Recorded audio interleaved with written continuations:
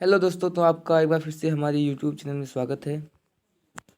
आज हम आपको बताएंगे उत्तल दर्पण द्वारा किसी वस्तु का कैसा प्रतिबिंब बनता है। उत्तल दर्पण द्वारा किसी वस्तु का कैसा प्रतिबिंब बनता है। अगले वीडियो में हमने क्या आपको बताया था कि अवतल दर्पण के सामने हमने वस्तु को रखा गया था। कितनी स्थितियाँ थी हमारे पास? 6। और 6 स्थितियों में जो वस्तु का प्रतिबिंब बना था वो कैसा था? बड़ा था या छोटा था? वास्तविक था या आभासी था? उसके बारे में हमने देखा। इस वीडियो में हम देखेंगे कि अवतल दर्पण द्वारा कैसा प्रतिबिंब बनता है। तो चलिए वीडियो को शुरू करते हैं। जिस प्रकार हमने अवतल दर्पण में 6 स्थितियाँ रखी थी, ठीक है। अब उसमें उसमें तो 6 थी, लेकिन उत्तल दर्पण में केवल 2 ही स्थिति हैं।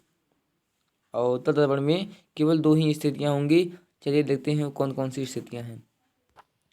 पहली स्थिति होगी जब वस्तु अनंत पर हो। जब वस्तु अनंत पर हो, मान लीजिए कोई यहाँ पर वस्तु है ए और बी। तो अब यहाँ पर देखिए दोनों प्रकाश के किरण मुख्य अक्ष के समांतर जाएंगे। एक ऐसे जाएंगे और एक ऐसे जाएगी, ठीक है। और हमने प्रतिबिंब का नियम पढ़ रखा है। प्रतिबिंब बनने का नियम, यदि कोई प्रकाश की किरण उत्तल दर्पण के मुख्य अक्ष के समांतर आपतित होती हैं तो परावर्तित होने के पश्चात मुख्य फोकस से आती हुई प्रतीत होती है। ये परावर्तित हो गई और ऐसा लग रहा है कि यह मुख्य फोकस से होकर आ रही है। क्लियर हो गया। उसी प्रकार इसमें भी होगा कि ये भी मुख्य फोकस से आती हुई प्रतीत होगी।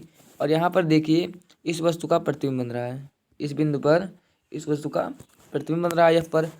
और कैसा बन रहा है? क्योंकि देखिए ये डैजस लाइन है, तो मैंने आपको बताया था कि जब भी डैजस लाइन हो तो भी उसका प्रतिबिंब कैसा हो? आभासी होता है। क्लियर हो गया। तो यहाँ पर हम क्या लिखेंगे कि जब वस्तु अनंत पर स्थित हो, जब वस्तु अनंत पर स्थित हो तो ऐसी स्थिति में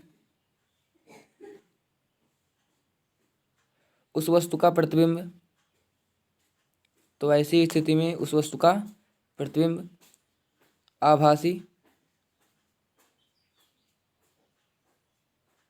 सीधा, आभासी, सीधा, वस्तु से बहुत छोटा, दर्पण के मुख्य फोकस पर प्राप्त होता है। दर्पण के मुख्य फोकस पर प्राप्त होता है। क्लियर हो गया। तो कैसा प्रतिबिंब बनेगा? वह आभासी बनेगा, सीधा बनेगा, वस्तु से बहुत छोटा। देखिए पॉइंट में है तो वस्तु से बहुत छोटा बनेगा। और कहाँ पर बनेगा? दर्पण के मुख्य फोकस पर बनेगा। क्लियर हो गया। चलिए दूसरी स्थिति देखेंगे हम। अब इस स्थिति में हमने वस्तु को अनंत तथा अनंत ये है और ध्रुव ये है, इसके मध्य में रखा है, ठीक है। ये हमारी लास्ट स्थिति है, यानी कि दूसरी स्थिति है। तो इसमें हम क्या करेंगे? पहले तो किरण मुख्य अक्ष के समांतर जाएंगी। तो यहाँ पर पहले किरण मुख्य अक्ष के समांतर जाएंगी, जो कि परावर्तन के पश्चात मुख्य फोकस से आती हुई प्रतीत होंगी। ये हो गया, मुख्य फोकस से आती हुई प्रतीत होंगी।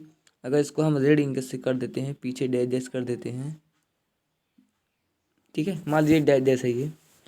और दूसरी प्रकाश किरण कहाँ से जाएंगी? वक्रता केंद्र की ओर। वक्रता केंद्र की ओर। मैंने आपको प्रतिबिंब बनने के नियम में बताया था कि यदि कोई प्रकाश की किरण वक्रता केंद्र की ओर जाती हुई प्रतीत होती है तो वह उसी मार्ग में वापस लौट जाएंगी, मतलब उसका परावर्तन यहीं पर हो जाएगा। तो अब यहाँ पर इसको आगे बढ़ाते हैं डैश डैश करके। तो अब देखिए ये दोनों प्रकाश की किरणें कहाँ पर कट कर रही हैं? इस बिंदु पर प्रतिच्छेद कर रही हैं। तो यहाँ पर इसका क्या बनेगा? प्रतिबिंब बनेगा। क्लियर हो गया। तो यहाँ पर इसका प्रतिबिंब बनेगा। और कैसा बना है? देखिए आभासी बना है, सीधा बना है, वस्तु से छोटा बना है, और कहाँ पर बना है? ध्रुव तथा मुख्य फोकस के मध्य बना है। हो गया क्लियर। तो लिखिए आप, जब वस्तु अनंत तथा ध्रुव के मध्य स्थित हो, जब वस्तु अनंत तथा ध्रुव के मध्य स्थित हो तो ऐसी स्थिति में उस वस्तु का प्रतिबिंब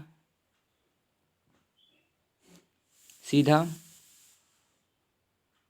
आभासी वस्तु से छोटा,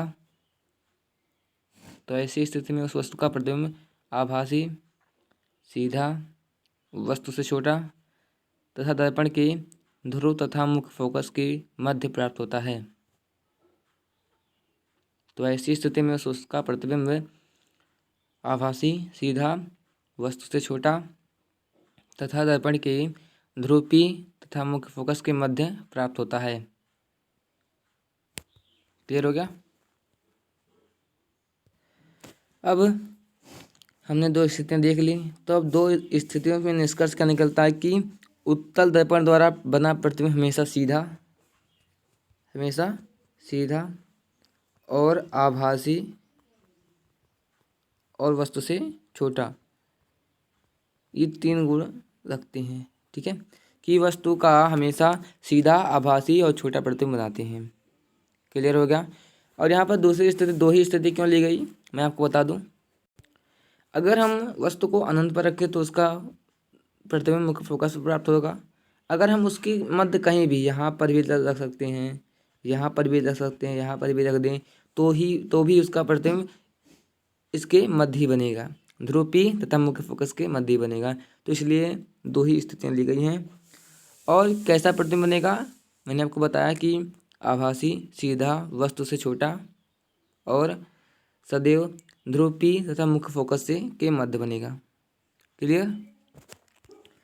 तो यहाँ पर क्वेश्चन थोड़ा पूछे जाते हैं बोर्ड एग्जाम पेपर में इससे रिलेटेड कि यदि किसी अवतल दर्पण की फोकस दूरी 10 सेंटीमीटर है, यदि किसी अवतल दर्पण की फोकस दूरी 10 सेंटीमीटर है, फोकस दूरी मतलब क्या, एफ, तो इसके द्वारा अधिकतम कितनी दूरी पर उस वस्तु का प्रतिबिंब बनाया जा सकता है। क्लियर हो गया। और यहाँ पर यू का मान भी दिया रहेगा 10 सेंटीमीटर। रुक जाइए, मैं आपको पहले बता दूं कि एफ क्या है, यू क्या है और भी क्या है। क्लियर हो गया। चलिए पहले उसको देख लेते हैं कि एफ यू भी क्या है। तो यहाँ पे सर्वप्रथम हम यू पढ़ेंगे। ओके, तो यू क्या होता है, वस्तु तथा ध्रुव पी के मध्य की दूरी। क्या होगा, जितनी दूरी पर वस्तु रखा गया है उसकी ध्रुव पी से दूरी, तो ये क्या कहलाएगा, हमारा यू। क्लियर हो गया। यू का मान सदैव वस्तु तथा ध्रुव के बीच की दूरी ही दर्शाएगा। यू हमेशा वस्तु तथा ध्रुव पी के बीच की दूरी को ही दर्शाएगा। अगर वस्तु यहाँ पर रखा गया है तो यू का मान ये होगा। ठीक है, अगर वस्तु यहाँ पर रखा गया है तो यू का मान इतना होगा कि वस्तु तथा ध्रुव पी के मध्य बनेगा। क्लियर हो गया। चलिए